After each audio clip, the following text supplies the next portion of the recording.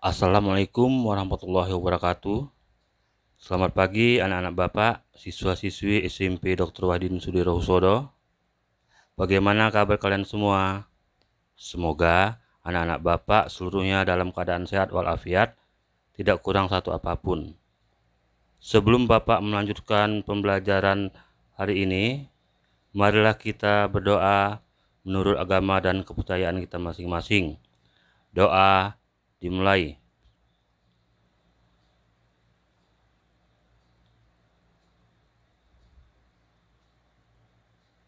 Doa selesai. Minggu yang lalu kita telah menelaah struktur dan kaidah teks eksposisi. Seperti kita ketahui, teks eksposisi terdiri atas 3 bagian. Pertama, tesis. Kedua, rangkaian argumen. Ketiga, penegasan ulang.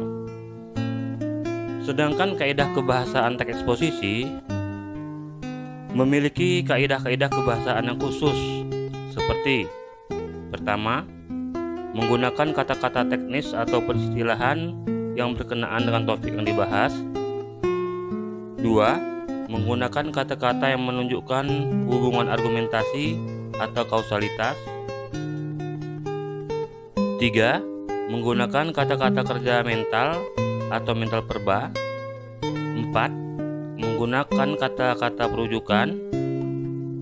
5. Menggunakan kata-kata persuasif. Selanjutnya, buka bukumu halaman 92. Kita akan mempelajari indahnya berpuisi dengan subtema menemukan unsur-unsur pembentuk puisi. Adapun tujuan dari pembelajaran ini agar kalian semua mampu mengartikan puisi dan merinci unsur-unsurnya, baik itu dari kegiatan membaca maupun mendengarkan. Sekarang perhatikan teks berikut.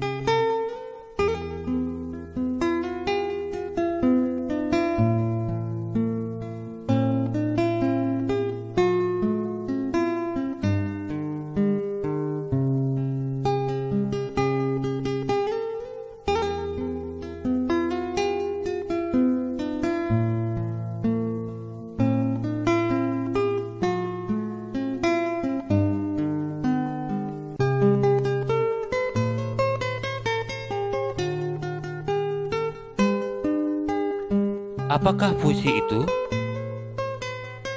Kalau kita perhatikan teks tersebut tadi, teks tersebut disebut puisi.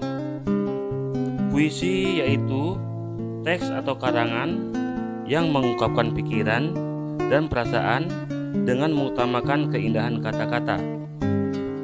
Puisi mengungkapkan berbagai hal, bisa mengungkapkan rasa kerinduan, kegelisahan, atau pengagungan kepada Tuhan Yang Maha Esa yang sering kita ungkapkan dalam bahasa yang indah.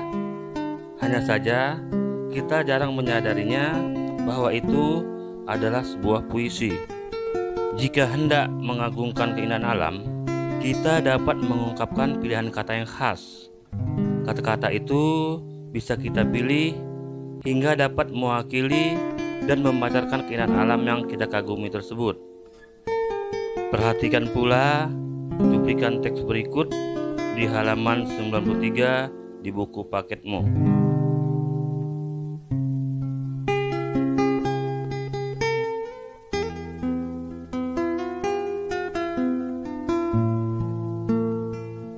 Cuplikan tersebut diambil dari puisi Laut karya Amal Hamzah.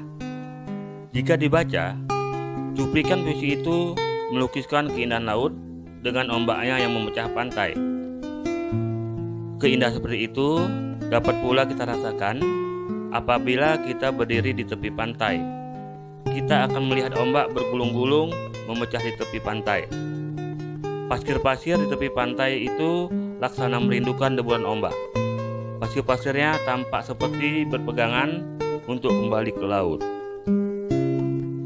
Sekarang Perhatikan contoh lainnya.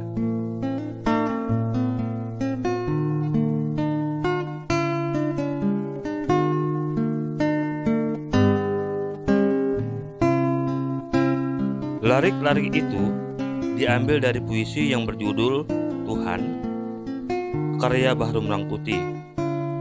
Puisi tersebut merupakan ekspresi kerinduan dan kegelisahan penyair untuk bertemu dengan sang kholik. Kerinduan dan kegelisahannya itu diungkapkannya dengan kata-kata hanyut, kasih, meninggi, dan langit rohani. Kata-kata itu menunjukkan dalam cintanya penyair kepada Tuhan. Selanjutnya, kita akan membahas unsur-unsur puisi. Unsur-unsur puisi ada 4. Pertama, majas dan irama. Kedua, menggunakan kata-kata konotasi. Ketiga, kata-kata berlambang. 4, pengimajinasian dalam puisi.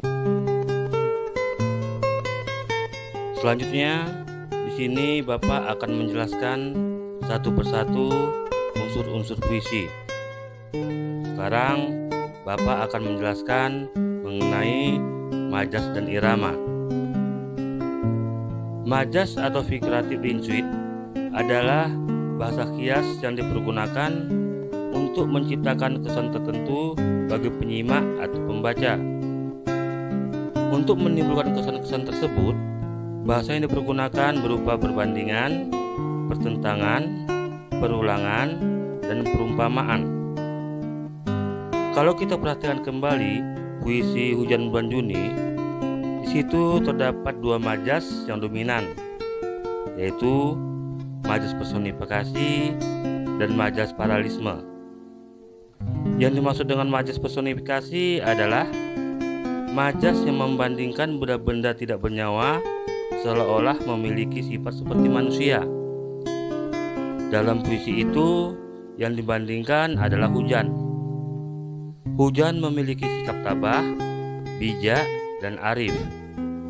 Sedangkan majas paralelisme adalah majas perulangan yang tersusun dalam baris yang berbeda. Kata yang mengalami perulangan dalam puisi itu adalah tak ada yang lebih. Kata-kata itu berulang pada setiap baitnya.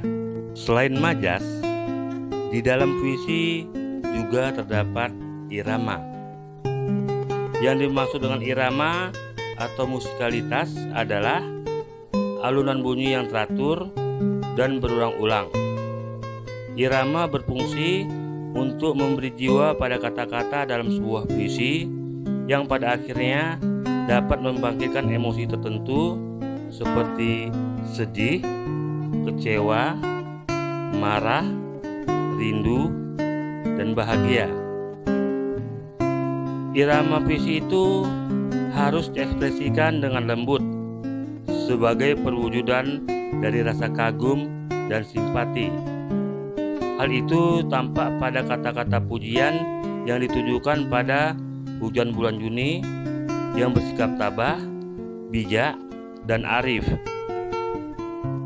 Sekarang unsur-unsur puisi yang kedua, yaitu penggunaan kata-kata konotasi. Kata konotasi adalah kata yang bermakna tidak sebenarnya. Kata itu telah mengalami penambahan-penambahan, baik itu berdasarkan pengalaman, kesan, maupun imajinasi dan perasaan penyair. Sekarang, coba perhatikan kembali puisi Hujan Bulan Juni. Di dalam puisi tersebut terdapat kata-kata yang bermakna konotasi seperti kata hujan. Makna dasarnya air yang turun dari langit. Makna tambahan perbuatan baik. Kedua, kata rintik. Kata dasarnya titik perci air. Sedangkan makna tambahan sesuatu yang kecil tetapi banyak. Kata ketiga, pohon berbunga. Makna dasarnya, pohon yang memiliki bunga. Sedangkan makna tambahan, kehidupan yang menjanjikan. Kata keempat, jejak-jejak kaki. Makna dasarnya, tapak. Sedangkan makna tambahannya, pengalaman hidup. Kata kelima, yaitu jalan. Makna dasarnya, tempat untuk melintas. Sedangkan makna tambahan, alur kehidupan. Kata keenam, diserap. Makna dasarnya, masuk ke dalam liang kecil. Makna tambahan, dimanfaatkan. Kata terakhir yaitu kata akar. Makna dasarnya, bagian terbawah dari pohon. Sedangkan makna tambahan, awal kehidupan. Kata-kata dalam puisi memang banyak menggunakan kata-kata yang bermakna konotatif. Kata-kata itu merupakan hiasan atau merupakan suatu perbandingan. Sekarang unsur-unsur puisi yang ketiga, yaitu kata-kata berlambang. Lambang atau simbol adalah sesuatu seperti gambar, tanda, ataupun kata-kata yang menyatakan maksud tertentu. Misalnya, rantai dan padi kapas dalam gambar Garuda Pancasila. Tunas kelapa sebagai lambang pramuka. Lambang-lambang itu menyatakan arti tertentu yang bisa dipahami umum. Rantai bermakna perlunya persatuan dan kesatuan bagi seluruh rakyat Indonesia. Padi kapas berlambang kesejahteraan dan kemakmuran. Tunas kelapa berarti anggota pramuka yang diharapkan menjadi generasi yang serbaguna bagi agama, nusa, dan bangsa. Lambang-lambang seperti itu pula sering digunakan penyair dalam puisinya. Hal itu seperti yang tampak dalam puisi Hujan Bulan Juni. Lambang-lambang yang dimaksud antara lain dinyatakan dengan kata hujan dan bunga. Hujan merupakan pelambangan bagi kebaikan ataupun kesuburan. Sementara itu, bunga bermakna keindahan.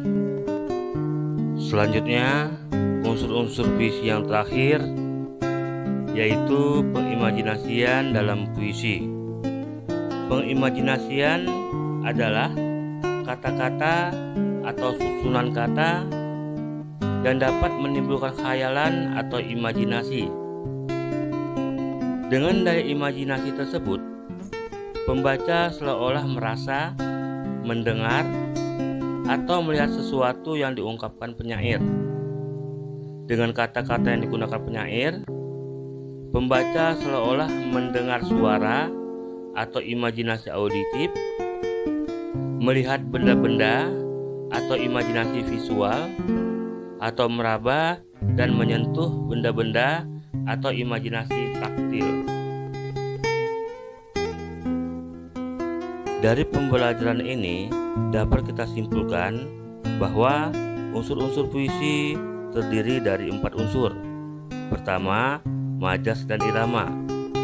Dalam majas dan irama ini membahas bahasa kias yang menimbulkan kesan dan bunyi yang teratur dan berulang. Unsur kedua yaitu kata-kata konotasi. Maksudnya kata-kata yang tidak mempunyai makna yang sebenarnya. Unsur ketiga yaitu kata-kata berlambang. Maksudnya adalah sesuatu seperti gambar, tanda, ataupun kata-kata yang menyatakan maksud tertentu. Yang keempat adalah kata-kata pengimajinasian. Maksud dari kata-kata pengimajinasian ini adalah kata-kata yang menimbulkan khayalan dan imajinasi. Sampai di sini pembelajaran kita hari ini. Semoga anak-anak Bapak dapat memahami dan mengerti tentang puisi dan unsur-unsurnya.